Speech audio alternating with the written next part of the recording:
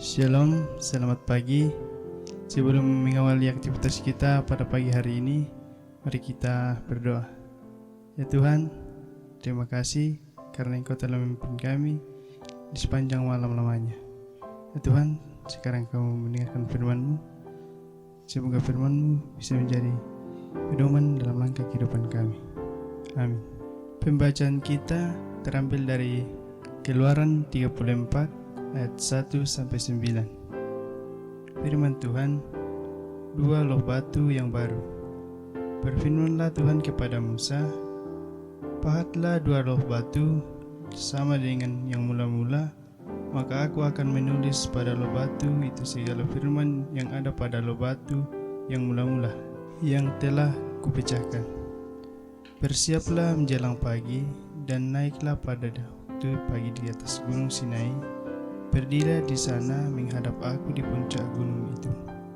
Tetapi janganlah ada seorang pun yang naik bersama-sama dengan engkau, dan juga seorang pun tidak boleh kelihatan di seluruh gunung itu.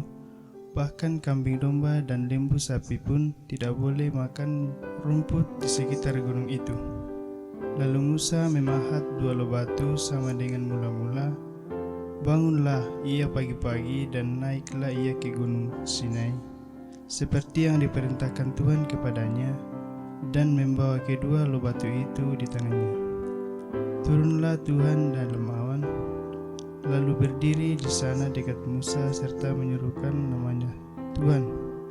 Berjalanlah Tuhan lewat dari depan dan berseru, Tuhan, Tuhan, Allah penyayang dan pengasih, panjang sabar, berlimpah kasihnya dan setianya, yang meneguhkan kasih setianya kepada beribu-ribu orang, yang mengampuni kesalahan, pelanggaran dan dosa, tetapi tidaklah sekali-kali membebaskan orang yang bersalah dari hukuman, yang membalaskan kesalahan bapa kepada anak-anaknya dan cucu-cucunya, kepada keturunan yang ketiga dan keempat.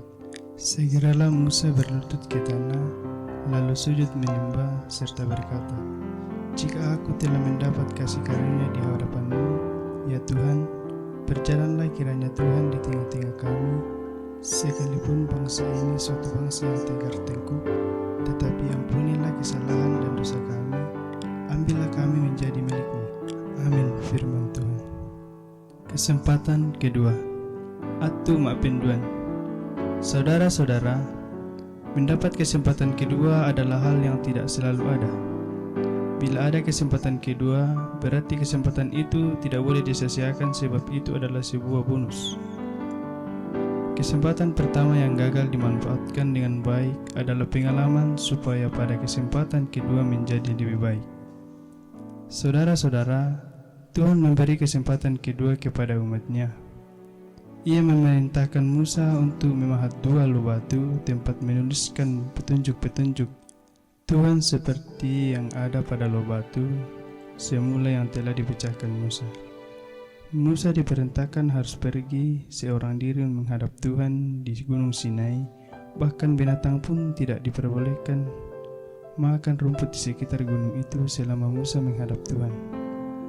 Di atas gunung itu Tuhan kembali menyatakan dirinya kepada Musa bahwa ia adalah Allah yang baik, penuh kasih dan dapat dipercayai. Namun dia juga akan membebaskan dari hukuman setiap pelanggaran. Ia bahkan membalaskan kesalahan orang tua kepada anak cucunya. Musa memohon belas kasih Allah agar ia tetap menyatakan pemeliharaannya bagi umatnya. Saudara-saudara, kasih dan keadilan Tuhan sering digambarkan seperti dua sisi uang logam. Pada sisi yang satu, ia adalah Allah yang pengasih dan penyayang. Namun pada sisi yang lain, ia adalah Allah yang adil yang sekali-kali tidak kompromi dengan dosa. Bila Allah memberi kepada kita kesempatan lain, itu karena Allah sangat mengasihi kita. Jangan sia-siakan kesempatan itu. Orang yang tidak menghargai kesempatan yang Tuhan berikan akan mendapat ganjarannya. Dia Allah yang adil. Bila kita gagal dalam kesempatan sebelumnya, jadikanlah itu sebagai kesempatan yang bermakna untuk makin baik pada kesempatan berikutnya. Amin. Mari kita berdoa. Ya Tuhan, terima kasih karena Engkau telah memimpin kami dan membaca firman-Mu pada pagi hari ini. Ya Bapa, berkati kami di sepanjang hari ini, agar kami bisa menjalani hari-hari ini sesuai dengan seturut kehendak-Mu. Ya Bapa, inilah nama-Mu dan nama Tuhan Yesus kami sudah berdoa. Amin.